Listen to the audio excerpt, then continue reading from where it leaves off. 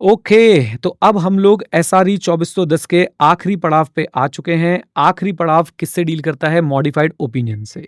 ये वाला टॉपिक जो है, ये plus this topic limitation on scope, ये एक बिल्कुल एकदम simple to the point topic है। फ्लो पकड़ लीजिए, काम हो जाएगा। एएफआरएफ से डिपार्चर है, मटीरियल एडजस्टमेंट नीडेड है, मैनेजमेंट अमेंड नहीं करती है, क्वालिफाइड या एडवर्स देना पड़ेगा कंक्लूजन। फिर से, एएफआरएफ से डिपार्चर है, मटीरियल एडजस्टमेंट नीडेड है, मैनेजमेंट नहीं करती है, क्वालिफाइड या एडवर्स जाएगा। मॉडिफिकेशन जो पैराग्राफ आएगा उसमें आप लोग नेचर ऑफ डिपार्चर बताएंगे, उसके इफेक्ट्स बताएंगे, डिस्क्लोजर मिसिंग है तो एक्सप्लेनेटरी पैराग्राफ डाल के आप लोगों को इंफॉर्मेशन भी इंक्लूड करेंगे। फिर से बोलता हूं, मॉडिफिकेशन पैराग्राफ में, कम ऑन, मॉडिफिकेशन पैराग्राफ में याद रखिए, आप नेचर ऑफ डिपार्चर डिस्क्राइब करेंगे, आप इफेक्ट डिस्क्राइब करेंगे। अगर डिस्क्लोजर मिसिंग है तो आप लोग उस डिस्क्लोजर की इंफॉर्मेशन को भी एक्सप्लेनेटरी पैराग्राफ डाल के जो है वो बता देंगे। अच्छा जी, फिर उसके बाद अगर भाई परवेजिव इंपैक्ट रहता तो हम लोग क्वालिफाइड कंक्लूजन से काम ना चलाते, हम लोग जो है वो एडवर्स कंक्लूजन देते। मटीरियल के साथ जैसे ही परवेजिव जुड़ गया, अब भाई साहब क्वालिफाइड से काम नहीं चलेगा, बोलिए क्या करना पड़ेगा? एडवर्स कंक्लूजन देना पड़ेगा। Is that clear? बोलिए। अच्छा, एक काम कीजिएगा, एक बार दोबारा से फ्लो बोलता हूं, कुछ चीजें हटवा दूंगा। Departure from applicable financial reporting framework, material adjustment needed, management मना कर रही है, क्वालिफाइड या एडवर्स। मॉडिफिकेशन सेक्शन जो जाएगा, नेचर बताना है, इफेक्ट्स बताने हैं, डिस्क्लोजर मिसिंग है, एक्सप्लेनेटरी पैराग्राफ लगाना है। इस वाली लाइन को यहां से हम लोग हटा देंगे, क्वालिफाई कंक्लूजन, क्योंकि हम सिंपली यहां पे बोल देंगे भैया अगर क्वालिफाइड से काम नहीं चल रहा है दोनों ही केस में तो हमें क्या देना पड़ेगा? क्वालिफाइड, हमें एडवर्स कंक्लूजन जो है वो एक्सप्रेस करना पड़ जाएगा। Done. I, limitation on scope. Limitation on scope का मतलब क्या है? लिमिटेशन ऑन स्कोप का सिंपल सा मतलब है that auditor will not be able to complete the review.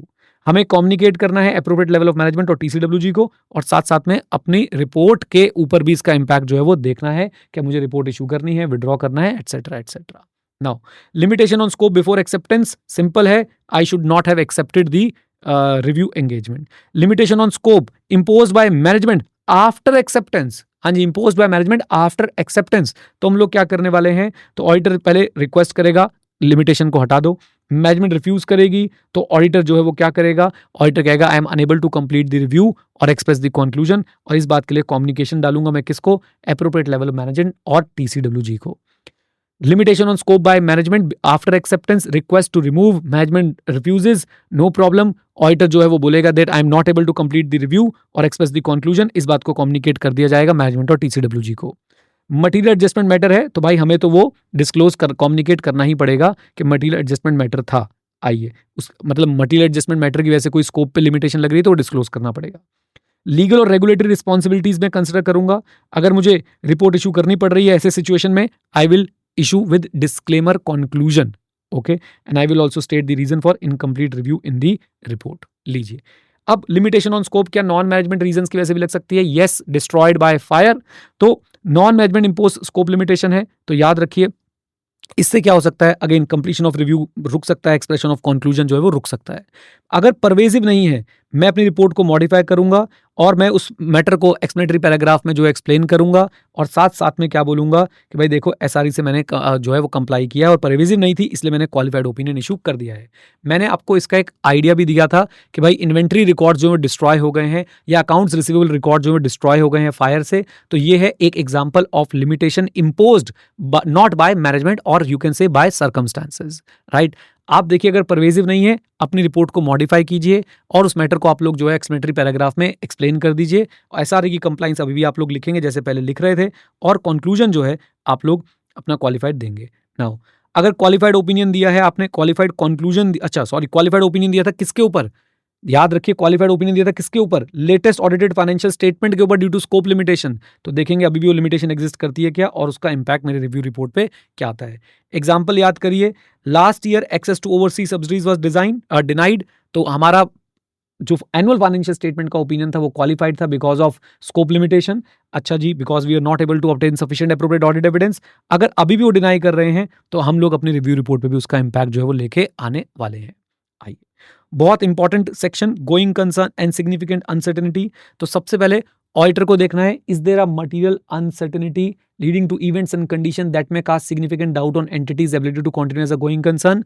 For example funding crunch चल रहा है, अगर ऐसा है तो चेक करो क्या ये IFI में डिस्क्लोज्ड है, adequately disclose in IFI, very good. अगर है तो इस लाइन को याद कर लीजिए, रट लीजिए, auditor will modify the review report by adding EOM paragraph. Okay okay. अच्छा, दूसरी बात जरा सुनिए, अगर आपका प्रायर ऑडिट और रिव्यू के अंदर भी EOM था गोइंग कंसर्न के चलते, चेक करो अगर अनसर्टेनिटी अभी भी एग्जिस्ट करती है और वो डिस्क्लोज्ड है तो हम लोग फिर से क्या करेंगे, अपनी करंट रिव्यू रिपोर्ट में भी हम लोग EOM पैराग्राफ डाल के उसे हाईलाइट कर देंगे कि आज भी वो अनसर्टेनिटी ऐसे की ऐसे ही है।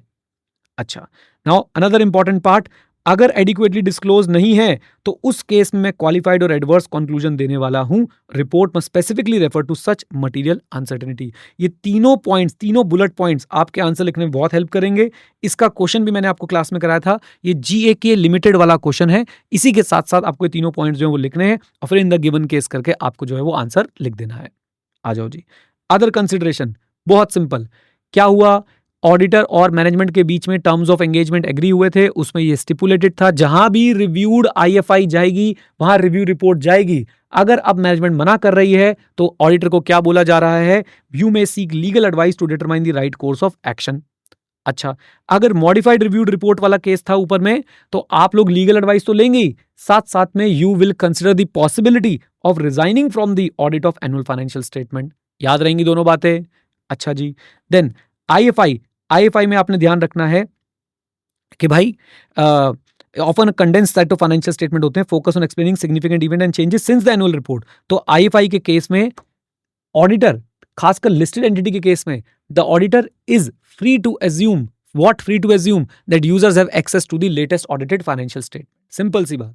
IFI ऑफ लिस्टेड एंटिटी के केस में auditor is free to assume, auditor can assume that user have access to the latest audited financial statement. Other cases में जहां पे ऑडिटर को लगता है कि नहीं भाई यूजर के पास एक्सेस नहीं होगा, ऑडिटर मैनेजमेंट से डिस्कस करेगा, स्टेटमेंट लिखवाने की कोशिश करेगा, read with latest audited financial statement, और अगर ये स्टेटमेंट एब्सेंट रहती है और IFI मिसलीडिंग लगती है तो फिर इसका इंपैक्ट मैं अपने रिपोर्ट पर डालने की कोशिश करूंगा। डन लीजिए।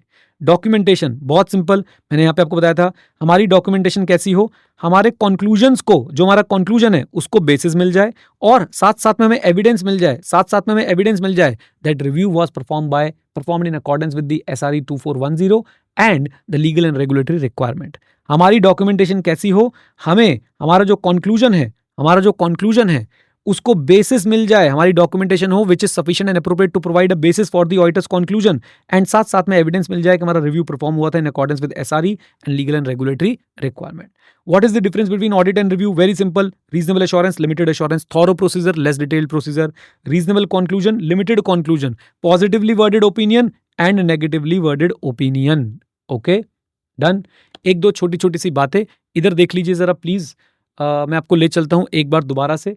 ये PDF ICAI की वेबसाइट से आप लोग डाउनलोड कर सकते हैं और इसमें आपको एग्जांपल्स मिल जाएंगे।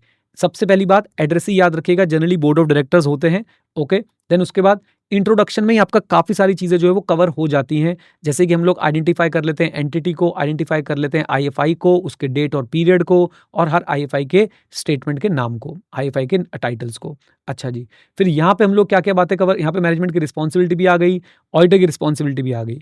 स्कोप ऑफ रिव्यू में हम लोग बहुत क्लियरली बता देते हैं कि हमने SRE 2410 फॉलो किया है। रिव्यू के अंदर inquiry, analytical procedure, other procedure होते हैं। रिव्यू का स्कोप ऑडिट से कम होता है और हम लोग जो है वो एश्योरेंस नहीं ऑब्टेन कर पाते हैं या हम अवेयर नहीं हो पाते हैं of all the significant matters that might be identified in an audit, and इसलिए हम लोग जो है अपना ऑडिट ओपिनियन एक्सप्रेस नहीं कर रहे हैं।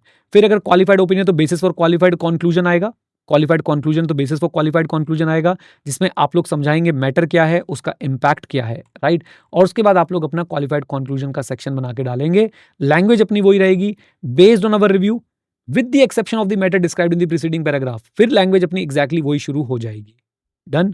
अगर एडवर्स कंक्लूजन होता तो लैंग्वेज में हम लोग क्या बोलते थे कि भैया अब तो पक्की बात है कि हमारे पास जो है कोई भी बेसिकली IFI जो है वो अच्छे से प्रिपेयर्ड नहीं है। देखिए, as a result of a fire, ये तो क्वालिफाइड वाला ही आ गया, एडवर्स वाले पे चलते हैं। ये देखिए, ये मेरा conclusion, our review indicates because the entities investment in subsidiary is not accounted for on a consolidated basis as described in the preceding paragraph, the IFI does not give a true and fair view of the state of affairs of the entity। हम clearly adverse opinion में ये mention कर देंगे। Done। चलिए, एक बार please इन सारी चीज़ों को गो थ्रू कीजिए, सारी रिवीजन वीडियोज़ को। आज का आपका डेली प्रैक्टिस क्वेश्चन में आप लोग इसको जीए की वाले क्वेश्चन को लिख सकते हैं, इसकी राइटिंग प्रैक्टिस कीजिए एंड आपका कार्यक्रम हो जाएगा। चलो जी, ऑल द बेस्ट।